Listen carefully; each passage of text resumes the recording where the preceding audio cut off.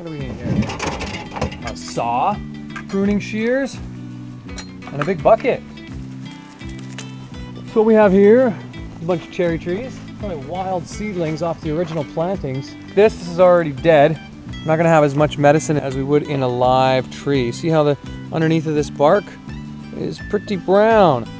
So what we're looking for is something that's still alive. See this bad boy right here? This one's not doing very much, is it?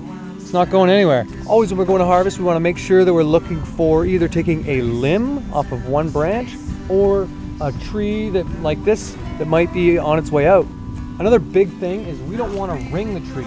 If you go all the way around a tree like this, you've essentially cut off all of its blood flow, and there is no way in which you're going to be able to see this tree live. If we want to save the life of these trees so that we can maybe come back and harvest more, and in the summertime, get some cherries.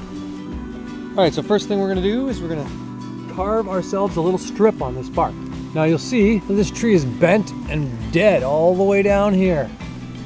Now most of this stuff down this way, it's not gonna have as much medicine in it as it is on the live parts. Say you were an elk and you came along in the middle of winter, you needed food, what do? You get down there and you go, "Arr," and you rip the tree up and you rip big strips off on the tree.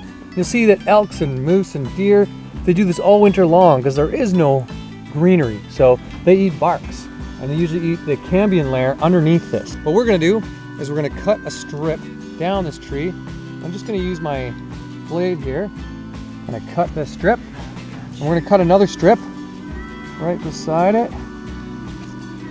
Double line that. This is just gonna get us started.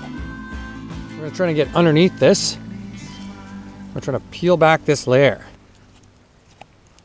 There we go. This is going to take off just the top layer. Now, what we're looking for is this inner layer right here. This is the good stuff.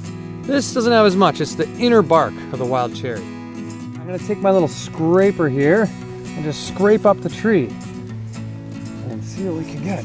All right, peeling off nice big slabs.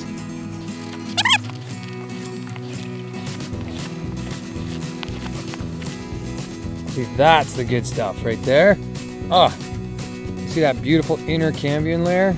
That's what we're looking for. Hey, all this is good medicine. Thank you, medicine tree. And good medicine for me. See here, we're pulling back this whole layer. That's that cambium layer. That's giving us a little more of an idea of what we're looking at for where the medicine and the wood start and stop. I can sure taste the medicine in that. It's definitely got that astringent sort of drying quality, as well as kind of relaxing almost. But you know, being that it is a fibrous thing, you can't really eat this. So what are we gonna do? We're gonna have to make medicine, aren't we? Based on the chemistry in here, I would say tincture is gonna be your most effective medicine. We've got some glycosides and saponin kind of groupings I can taste for the sort of soapy compounds and some of that other medicinal stuff. But also the astringency, the tannins, that'll come out nice in hot water. So what we're gonna try to make is both tincture and syrup. The bark here has been used for centuries for whooping cough and bronchitis and deep congestion in the chest. We might mix it with things like colt's foot or elecampane or horehound or mullein or other herbs like this to help move stuff out of the lungs. But pretty much this one helps to get that moistening of that dry, non-productive cough. What else can we use cherry for? Well, it's been used for dysentery, it's been used for digestive upset to help settle the stomach. It's also a smooth muscle relaxant, so it helps relax kind of spastic muscles. So it just helps them calm down, and it's good that way. They're starting to do a bit of cancer research on this. They've seen it's got that anthocyanin in it, in pretty high potency, and that it might actually be beneficial for this. So a few universities around the US that are working with that right now.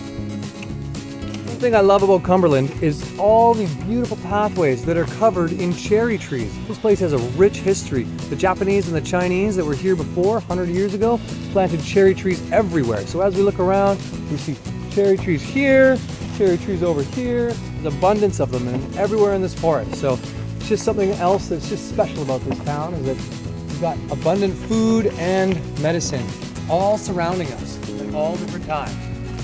So thank you, Cumberland. You rock.